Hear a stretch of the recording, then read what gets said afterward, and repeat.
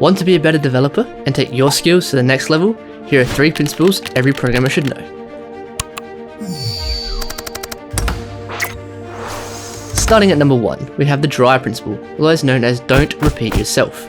This is fairly self-explanatory, but if you find yourself using the same code over and over and over and over again, then you should instead put it in a function or class and call that whenever you need it. At number 2, we have the KISS principle, which stands for keep it simple stupid, or keep it simple silly, depending on your preference. But all it's saying is that if there's a simple way to do something, then do it the simple way. Don't try and over-engineer a solution, don't try and reinvent the wheel. I mean, sure, we could do this, but why overcomplicate it when we could do the same thing like this?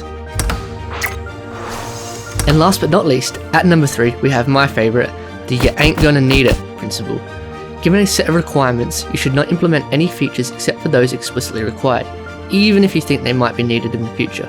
This ensures you are focusing all your effort on what is currently required, whilst preventing the codebase from bloating and becoming filled with code that is never used. So there we have it, 3 coding principles to help you produce better code. How many did you know? Let me know in the comments below, and I'll see you in the next one.